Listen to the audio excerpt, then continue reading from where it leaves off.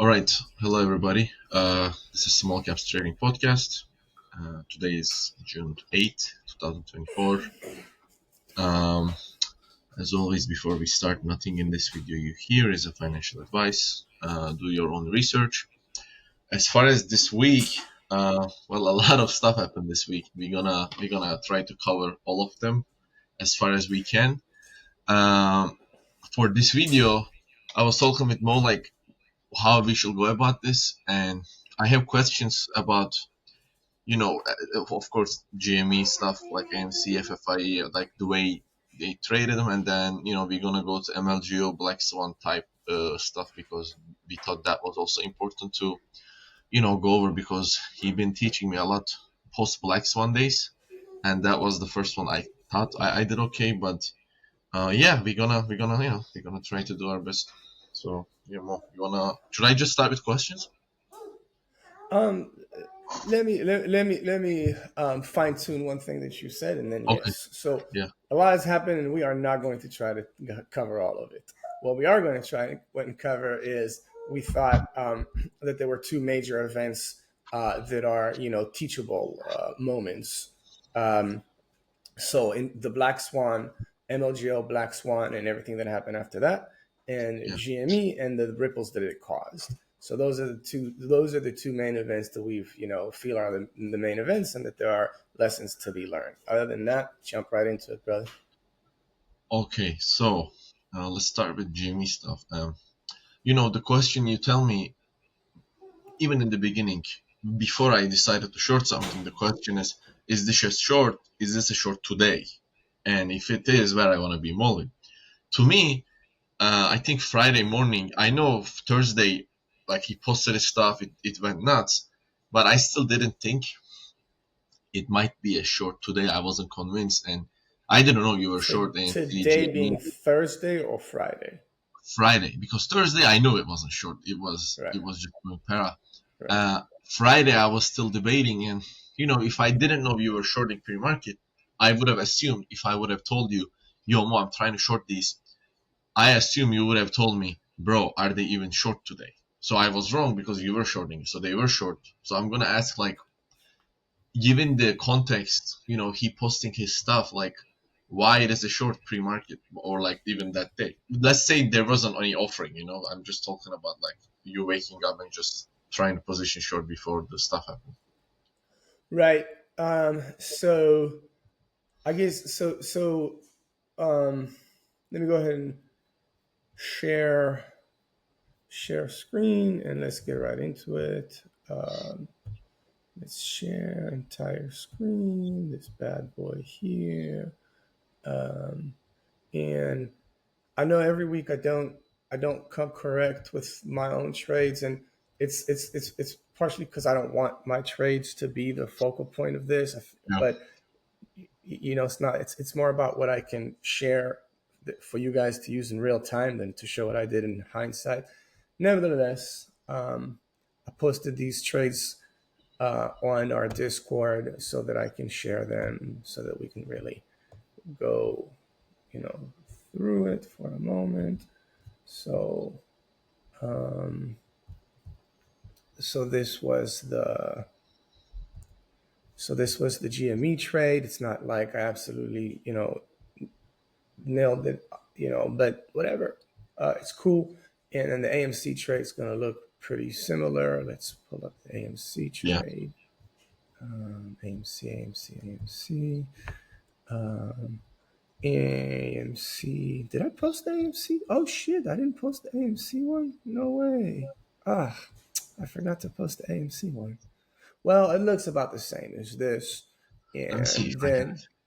huh? Let me see if I have it because I think you would have like Oh, I posted. sent. I might have sent it to you on the WhatsApp or something, right? Yeah, yeah. Yeah, Uh, I could pull that up from there too. Here, let me pull it up real quick. I'm oh so yeah, you sorry. can. Oh yeah, you did. It's, I have it. yeah, it's not going to be like the full day trade or whatever, Yeah, it's but just so that we can, you know,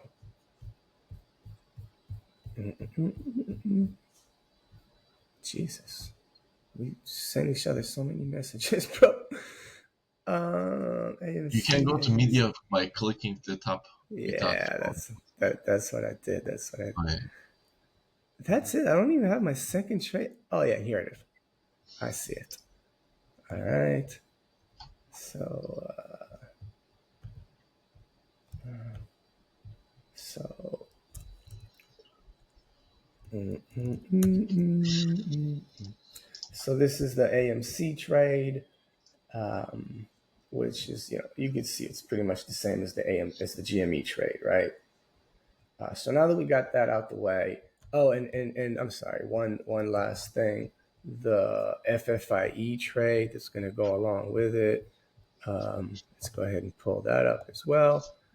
Throw it up there. Um, so there you go. And so those are those particular trades. Now that we got that out the way, um, let's have a conversation. And here's the thing, man. So GME started like we know the story. Hopefully, everyone knows more or less the story, which is that on this day here, um, you know, what's his name? Keith. Kitty. Uh, well, yeah, but his name Well, is Kid Keith, Kid though, Gill, I think his name Kid. Yeah. right? So, Kitty. I thought you were asking Kitty. Sorry. Or whatever. Call whatever we want, man. Yeah, So on Kitty. this day here, Kitty, disclosed his YOLO, which was really an absolutely remarkable YOLO. And then all the speculations came, and we know, we know, um, we know. I mean, so this was all the gifts. This was all of Kitty's gifts right here, which is just bananas. And then here's his YOLO, and there's we know the history to GME, so it's and one thing that was interesting about his live stream is that I thought there was a display. There was about at one point I saw about 600,000 people watching the um, the live stream. So it really it goes to show you how many people are involved. And so when you have if that 600,000 might not represent, in all likelihood doesn't represent all the people that are involved in this. And you know what I mean, if one if even half, like the majority of those people are longs, the shorts are very very very small amount of those 600,000 or however many the real number is. And so all that to say that you have a million people out there, and if a million people each buy and hold 100 shares, that's 100 million shares that are sucked out of the float. And when all of that is directed towards a single name, say GME, then these are the things that happen, right? And so all of that to say, cool. So we know the backstory. Here's the day that he, posted his YOLO, and you saw. I just showed you, sort of my trades on GME and AMC, and you could see that I'm the type of dude that, like, on certain days I'd be here in these areas pre-market, and then in fact on this day I was, and take advantage of the potential fade. But the thing is that on the first, when he posted his YOLO over here, I wasn't there. Like, whatever shit went down pre-market, I was like, no, I don't know what's going on. It's too crazy for me. I don't know how much, if there's people behind it, and if something's going to go. And I remember talking to one of my hedge fund manager buddies who runs a really decent short book. He loves looking at those things, so we talk about shorts a lot. And he asked me, "Oh, did you catch this?" I said, "No." And as everyone's trying to analyze, the options and what this means and stuff. And I told him, bro, I missed it. I missed my entry. I missed it.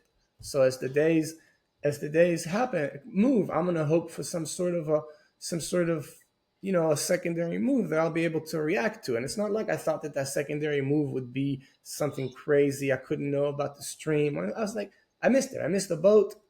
I'm just gonna wait, you know. And and then he posted the live stream, the date for the live stream, and and then this thing happened. And on this day here, I didn't trade GME, but I did trade AMC, and I traded AMC pretty much. I traded it from here down to here. And I knew that this was a trade. Me and you talk about some trades, like how every trade you have a very defined price target and time frame that you're looking to hold this, and that you have to build your trade based on that. A very long way of saying, are you trading for an all-day fader or an all-day ripper, or are you trading for a quick, you know, short of the parabolic, or on the long side for a quick squeeze out that is coming, right? So are you doing an all-day trade or just a real quick trade? And I knew that this was just a trade for the parabolic, because going back to the head of the snake. um, I don't know what's about to happen. I see an event is about to happen, and I told you all in Discord. I was like, um, no, I'm ignoring GME because AMC is the sympathy. It's far more toxic, in a far worse place in every way, including financials. And the focal point is GME. I don't know what's going to happen there.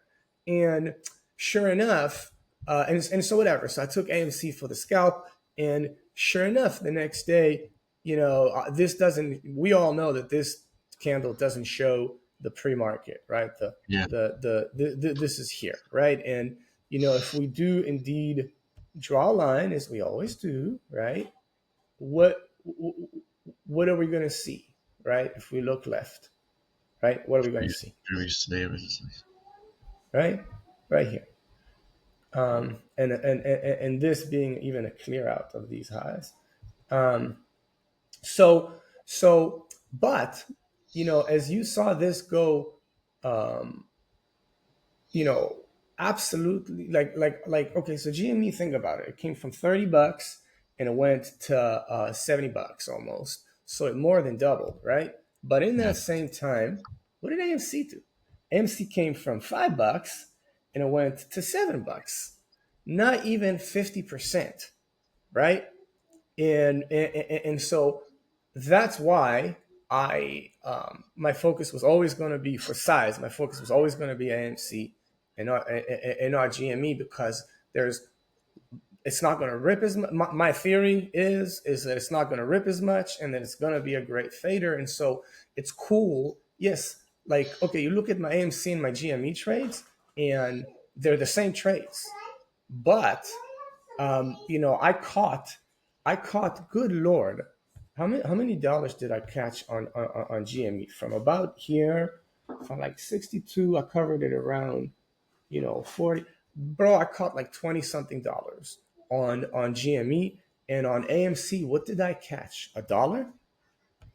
What did I catch on AMC from like six? Yeah, I caught about 20 something dollars on GME and about $1.20 on AMC. Like, do you want to know the dollar P&L that I have on both of those trades? well, Like, maybe AMC.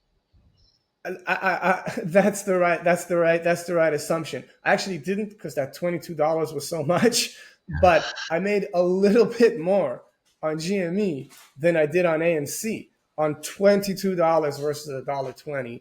And so that just is me trying to explain. You already know, but that's just me trying to explain that Yeah, I look at risk. I look at risk, and I look for, where can I. Trading is about, where do you see an opportunity where you can smack the most size that you can, as comfortably and safely as you possibly can, so that you make as much money as possible on this single idea that you currently have. And there's no way that I was going to put tons of risk on GME. Um, and we're yeah, talking we're talking in real time, not in hindsight. You know what I mean? yeah. AMC didn't run. You know how we talk about like percentage runs for to be attractive short. You did the contrary this time. That because you liked it because it ran less. So how do we make that comparison? Sometimes you don't care about the percentage. You just like uh I always care about the percentage. Sympathies always run less than the mains, percentage wise. Almost always. Okay. Uh, and as far as the day coming into pre-market, if you can go to GME chart, you said that's where you are at the highs at those foreign prices. I guess Right. my Yeah. question, like, yeah, basically that right there, really, if you don't know offering is gonna come, if I'm talking at that moment, it's holding its trend. It's GME. There's a live stream that event is coming. People are expecting run up in the event. Like, what type of conviction is that? That you just I want to be Right. more. So we should be very, very clear here and throw a monkey wrench into all of this. My biggest trade that day was FFIE based Okay. off of GME, and we will get to that, right? But you feel Yeah. like it's important that we talk about GME, and so we're doing it. Yeah. But the conviction was not great on GME. The Yeah. conviction was great on AMC and on FFIE, which is why I was able to make on AMC moving $1.20. I was able to make almost as much as I did on GME moving 20 something dollars. So that's the conviction was on AMC because AMC is such a toxic vehicle and is sympathy to GME. And I remember telling y'all your SP in the Discord, on like on this day here, right? He traded GME and I traded AMC, and I was like, and we both killed it. Great job to both of us. But at that moment, I remember telling everybody, look, I am not stepping in front of GME. I'm not excited to trade it. I'm excited to trade AMC. Okay. And when I saw that FFIE was going with it, I was excited to trade FFIE. I wasn't excited to trade GME. I'm not going to sit here and say I knew what was going to happen, but at the end of the day, I did really nail it. So I must have seen something. You know, I didn't nail it on size, so I have to be honest about that. But what I saw was really, I, I mean, I mean, this is crazy. It's crazy. And when on this pre-market day, this is sitting right here next to this line, which is here, right? And because I got short here, right? So this is sort of your classic exhaustion, just from a purely visual perspective, not any real, trading perspective. From a visual price action, technical, blah blah blah. Here we got and this line I wouldn't have had it, right? But then here it goes in exhaust, and I could see whoopsie daisy, and I could see. Oh, I was trying to press the delete button. That's what that was. There we go. And so I could see that this cleared out these highs. And then as you see where it's trying to go and you draw this line, you see where it correlates to. So from a technical perspective, I was like, all right, I'll put a little bit here. But where I really put my size was on AMC. And AMC is a trade that's dependent on GME. So, I really was seeing, this potential, exhaustion, distribution, whatever, lower high, whatever you want to call this. And I was trading this, but I was trading it predominantly on AMC. But since I was trading it on AMC in large size, then I said, well, the trade is the GME fails. All right, let me put a little bit here and just, if that's the bet, then let me make the bet. Because if the bet on AMC is that it fades, the bet really is the GME fades. That's really what the bet is. Okay. And so that's those two things. And yes, I got lucky with the offering. I see. And yeah, I mean, I guess that makes sense. You come in today, you say this is crazy. I'm gonna start some. I'm not gonna go huge because you don't know what's gonna happen. But given the fact how toxic AMC is, you do want to be involved in. You find your spot. You basically wanted to trade it, right? It's The, just the really thing the thing is, and I think I need to do this right here. So let me do this to really, really, really, really, really explain. So let's do apples to apples, right? Let's pound for pound this.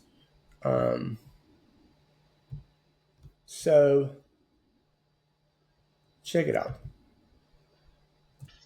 If you're going to be looking at this in real time, which of course we were, you see that AMC GME rips, AMC rips, right? Yeah. GME fades and goes to new highs. Does AMC fade and go to new highs? Uh, the Why? 5%. Why? In a single sentence, there's more sellers than buyers. Much more sellers than buyers. That's us. We can go into a lot of why there is, blah blah blah.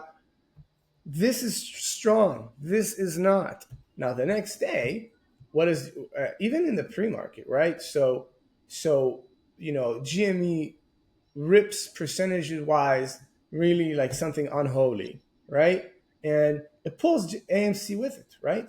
But like again, like from a like it's just not the same action, dude. Like you could see that one of them is just going nonstop, and you know, like because again, let's compare this apples to apples. So here's till the end of day, and here's till the end of day as well, right? Nonstop ripper. Meh. So it's like again, we could use a different silly little phrase and say relative weakness, right? And so whatever it is, whatever word you want to use, more sellers than buyers, relative weakness, whatever word you want to use, in my Yeah. eyes, this is clear. This is however much GME is ripping, AMC is just not really going with it. Like it is, but not really. And Okay. so that's why, as a short seller, I'm not smart enough to understand situations that are so crazy like GME. I'm smart enough to stay away, but I see AMC, and I'm like, yeah, that's man. There's definitely I want to be as a short seller. I want to be where sellers are at, and there's sellers with definitely on AMC. Now, in hindsight, we could talk about the GME trade, and look, I did trade it, and I did make good money on it. But trading is about putting on risk. It's about scaling into a trade that you feel comfortable with, that you can like make as much money as you can off of this one opportunity that you see, not to throw one share up on everything that's moving and then on a few of them catch a real nice looking execution chart and say, look, that's not what this is about. It's about making money in the most money possible in the safest way possible. Yeah. And for that reason, everything I said, it channeled me over to AMC. um, and and so that was the situation. And now going into the actual live stream, um, so I showed my charts on AMC and GME. You can see I wasn't trading those. Yeah. On like I hit. I mean, I made so much money in pre-market on them that it's just Yeah. it wasn't necessary anymore. And yeah, I hit GME one time in the regular trading hours, two off that morning, because it halted, um,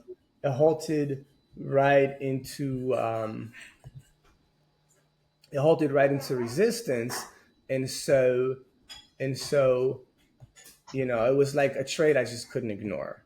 You know what I Yeah. mean? So, and of course I'm talking about this right here, right? So like it halted right into here, and I mean, come on, like how could I possibly ignore that? So I traded that, and it's not like I, held it. No, man, I covered it here. I was like, great, good trade.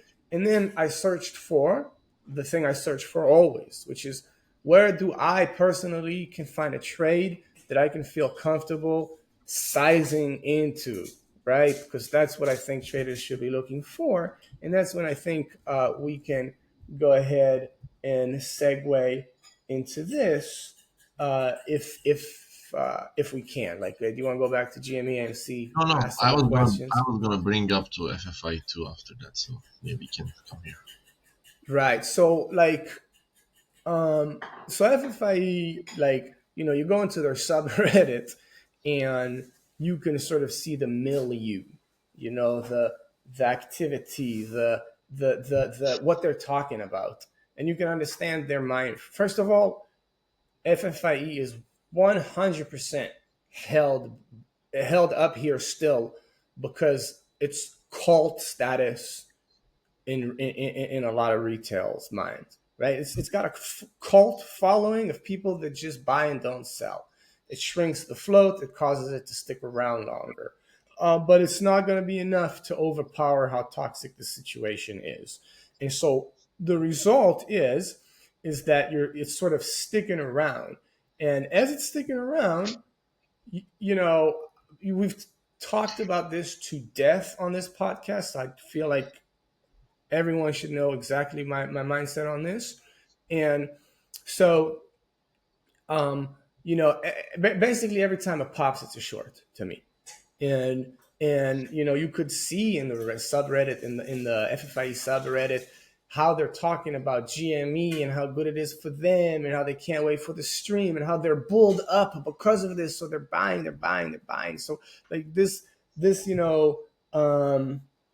Jesus, this 400 million volume, that's a lot of volume, man. That's what this is. And I can understand why to some people this seems like nothing.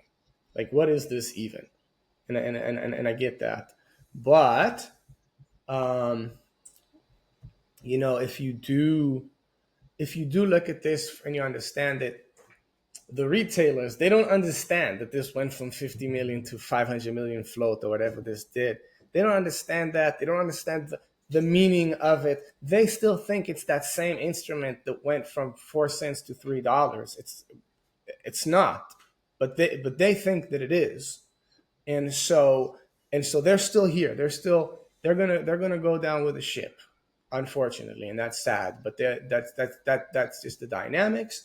And so, if you do say to yourself, okay, this is a really, really big float and it's crazy toxic, and it's the behavior of the people that run this stock is that they are going to run this stock to the ground because they're going to milk it for everything that they can, because that's how they do. Then, basically, this pop here should never have happened. It only happened because of GME, and GME was so crazy that it bled into here. But this is remarkable. It's remarkable that we got another date with looking left, right? So Yeah. it's really, really easy to see. And so for me, again, if we talk about how trading is about, I know that like the small cap short sellers, what they really, really love, what gets their, adrenaline and endorphins going is they see like some little ass small cap that goes from $1 to $5, like that's their wet dream, the wild dream. And they're like, oh, it's amazing. And then they'll hit it and, they'll try to survive its volatility to when it fades, and then hopefully it fades, which most times it does. And then they make their money. But like, I'm not sure that they understand the real risk that they are really putting on whenever they do that stuff. And I trade those stuff too, but I know the risk and I mitigate that risk. I'm not a deer in the headlights when, you know what I mean? But, and that's cool. But when I see something like this, to me, I see bigger dollar signs than when those little ass floats do the crazy things that they do, because this you can really size into if you understand the situation. And so you saw my trade on it, right? My trade on it was essentially the same trade as AMC GME, where I don't remember what it was, but maybe I hit it here and here and here, right? Same trade as AMC, but no covers. Why? Because this is not the second derivative to GME. AMC is the first. It is the second. The first sympathy to GME is AMC. FFIE is not that obviously linked to GME.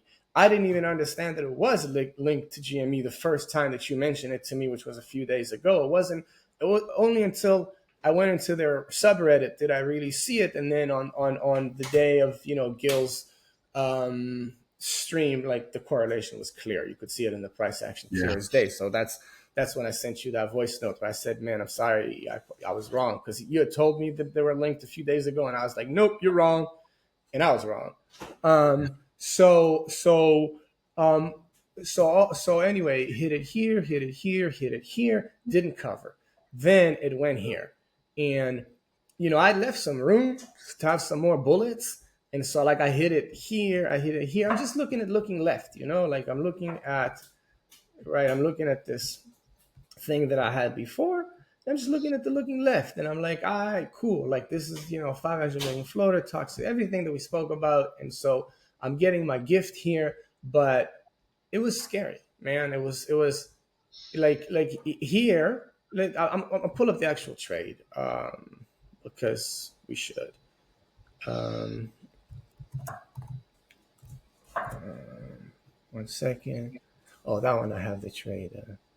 I have the trade here. Right. Open in browser. Let's bring this bad boy up here. All right, 1 second. Right. So there we go. So hit it here, hit it here, hit it here, and then as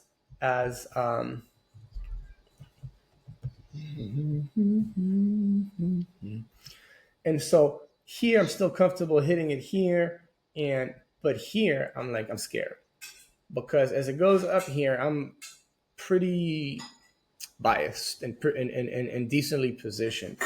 And so I'm thinking to myself, all right, if it bases here, bases means it goes down, holds support, and it keeps going, then I've got to size down. The very least size down, if not go out altogether and just wait for my next chance. But I was like, I was biased and my opinions are known about this. And so as it failed below this, I was like, cool. So I added some here and I added some here and I added some here. And I was like, okay, let's go. Where's my money? Let's go. Let's let this fade. And then this right here is the live stream, right? So in this live stream, the live stream comes, at first he's late. You're like, oh, it's not gonna, you're like, he's not gonna show. If he's not gonna show, oh my God, all the longs are screwed. I said, cool. And so if that's your short thesis and he does show up, you're gonna get buried. You know what I mean? And like I gave you the reverse opinion to that, and we're both short FFIE here, and you're telling me, as it reclaims VWAP here and the stream starts, you're telling me how scared you are, and I'm like, bro, I was scared. me too. I never had that much anxiety because then, like, we talk about conviction a lot. If I am short, you're either gonna take me out, but that because 500,000 people watching one guy to his mouth, he says something like, I'm like, how stupid this is, that this position. But I was like, after we talk about FFIE so long, like you already went through like float, the third, not even AMC. This is like the last tie of it. I thought that was short. I was criticizing, so this was my pretty much only trade out of GME, AMC, FFIE. But yeah, I mean, it was an experience, like coming late. You gotta hold the line as a short too. It's not only long thing in that moment. If you are short, you don't have to, but I it's know I your don't have choice to, to but I make. was convinced I'm not gonna get out because I think something gonna happen. They Right. have We're to either do it. getting our stop is either getting hit or it's not getting hit, Yeah, and that's exactly. what it is. Yeah, And so you're talking to me around here, and you're telling me, oh, I'm scared. I'm like, all right, cool. So size down if you feel scared, and you're like, nah, and I'm like, right, yeah, me too.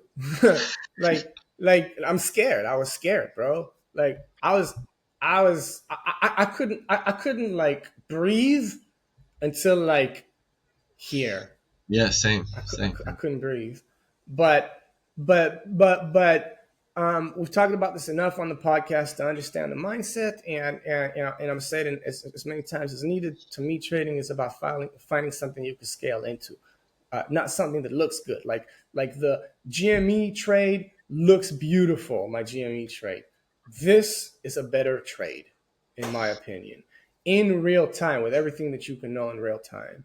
And so that's really it. One last thing to say is that I think we all at this point, know it. Like the Keith Gill, the roaring kitty that came a few years ago, and did what he did to GME is not the same roaring kitty that we saw the other day and yesterday.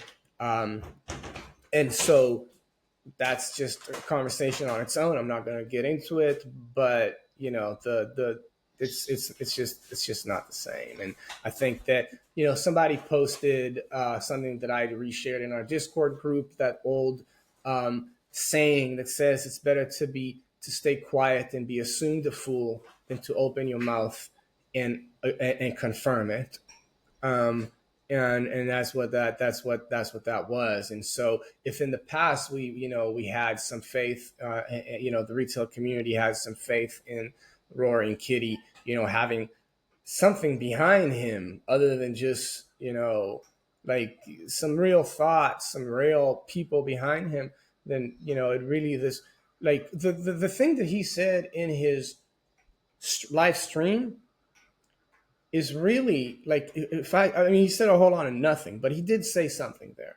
And really the only thing that he said was, as far as substance, was, I believe in Ryan Cohen. That's it. That's his thesis, as he explained it on that insane stream. And that is, to people that know who Ryan Cohen is, that's horrendous. That Ryan Cohen, like, dude, Ryan Cohen just dumped the offering on you, man, on you and on all the retails. And because there's to look at Ryan Cohen and say, oh, he's good for us retail is like, I don't know. It's like looking at the sun and saying that's popcorn. Okay, cool. If you say so, bro. Like, I mean, you have no idea what you're talking about, but if you say so. And so that's really the substance off of that live stream, is that, like, damn, like, I should have shorted everything on GME, but I mean, we don't get hindsight, we get real time only. And so that's why I always look for the biggest, the biggest opportunities that are the lowest risk, because I can only make decisions in real time. I cannot make decisions in hindsight. Yeah. So yeah, that's it. Well, last question. I used to ask you a lot about, where is your risk and all that stuff. I didn't do that in GME AMC because I got it. But for this one, this was already holding up way better than GME and AMC, even though this is high, much floater, much more toxic. What I was thinking is, if this goes over high, it can go parabolic 90 easily. And but you said, if it base and get out, like, I guess you do this a lot. How often does it actually end up happening what you're afraid of, 90? Or does it, I'm afraid of a dollar there. The looking left there is a dollar, not 90. But carry on. So you are okay to hold parabolic dollar if it No. doesn't base? But you said it has to base. That's why I was asking. Base here. This is the on FFIE. No, I'm not okay carrying size. Like this is a size trade, bro. It's not a little trade. I know, that's why I told you would be out of the highs. Right. So look, bro. Yeah. You see how this resistance is support here. You see how this was resistance here, right? So these two lines right here that you're seeing here, that you're also seeing here, they're also support/resistance, support/resistance. Really, it's coming from right here, right? But these two lines are really what's dictating the sort of the balance between supply and demand. Now in this part of its life cycle. So I'm cool trading versus this line here, right? And this line here being the 76 line, right? And I know that the next line over it is a dollar, right? That's why my lines are always sometimes so weird. They're like not exactly, because I'm looking in the past to find these lines, right? And so for me, I'm thinking like right here, I'm nervous because it's going over. And so I'm thinking to myself, here's the thing about big floats. Big floats move slow. They move slow.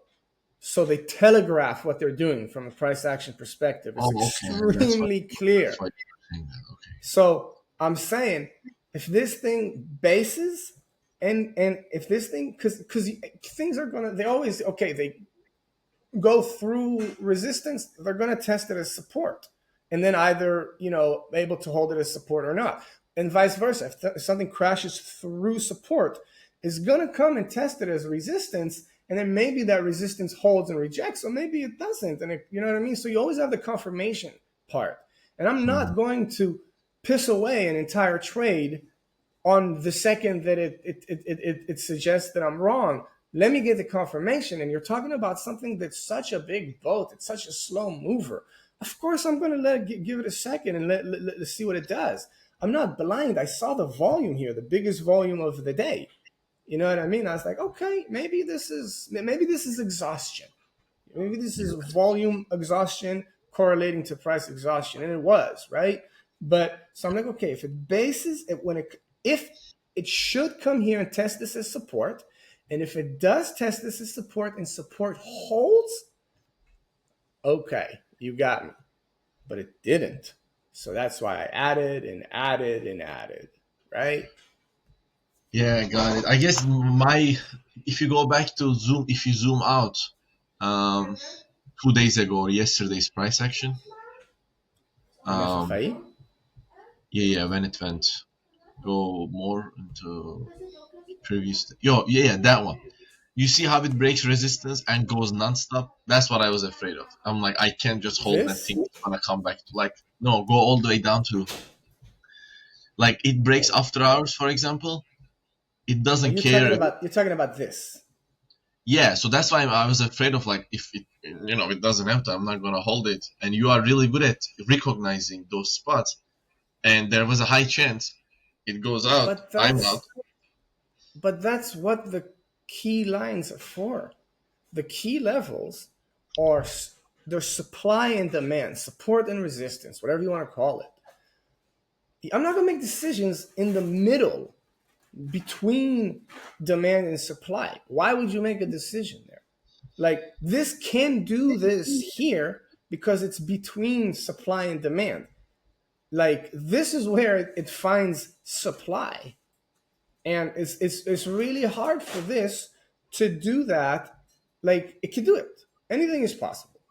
But like I'm not scared that this is going to happen here because that's just not how the price dynamics for something that's this big of a float, this toxic of a company, and that is not the focal point of the volume today.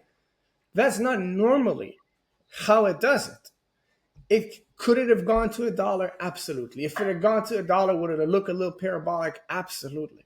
But it wouldn't have just, most likely, in my opinion, it wouldn't have just ripped from here and then ripped to a dollar. It has to digest it. It has to come back down to support, hopefully. Come back down to support. Come back down to what was resistance. Test it as support. Absorb the move. That's the whole point, that you are still trying to wrap your head around what a big float means. Yeah, yeah, I guess that's very good to understand because my question was, on that after hours, you can see on that intraday resistance, it broke like if you can put the mouse that intraday Are you talking resistance. about here? No, no, that day of that breakout. Oh, here? No, no, no, the other day. Yeah, Yeah. you see that resistance. So Not really. But are you talking about like something like this, maybe? I was thinking Or that, but I realize now that's not a data level. So it's okay for it to go para because you're telling me the supply is not there. That's not a data level. But 80, that 78, 80 area was a data level. So you can expect some supply there for it to not go parabolic. Is that? correct? But that's what I understand basically. Yeah. Okay. Right. Yeah. Yeah. Like That like was like great. like, like one of the because as you were going through, sort of as you were learning from me and going through the journey of getting better and Yeah. better as a trader, one of the it's so hard to like pinpoint all the things that we've Yeah. the lessons that we've shared. It's so many, but like looking left and just in general support and resistance lines, it has to be one of the first really major things that hit you from me, right? Yeah. Yeah. It's like it's like gospel, right? And so I mean, like I even spoke about it. Like I spoke specifically like a day or two before FFIE. I said I'm done trading it. I'm done. I like I traded it here, and here and here. I swung it. I traded it like from like here or wherever, and I swung it, and I covered like here. Right, the only time I swung it, And the day that I swung it here, I said, I'm done. I'm Yeah. done trading it, right? Because what is there? Like I can't trade this every day forever on every price that it's at. Not every price matters. Not every move matters. And so what I was saying on this day, I think it was here, wherever it was, I don't know. I think it might have been here actually.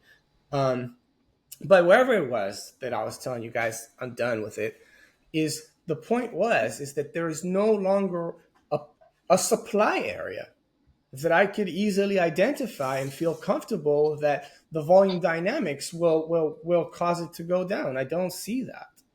And that was really, really fortunate the GME came, because then it just brought it right back to where I will short it. And I will short this Yeah. thing when it comes to places where there's supply. I will. It's just that type of an instrument now. All right. Yeah, that was So good. that's that. Yeah, I don't know if we can, if you feel like we have enough time to go over the Black Swan and everything that happened after that or not, but that's up to you. Yeah, do you want to do another video? We stop this one, Um, or you want to do the same? yeah, let's do another video, I guess. Yeah, it's a This quick is a one. different topic. Okay, I'm gonna Yeah. try.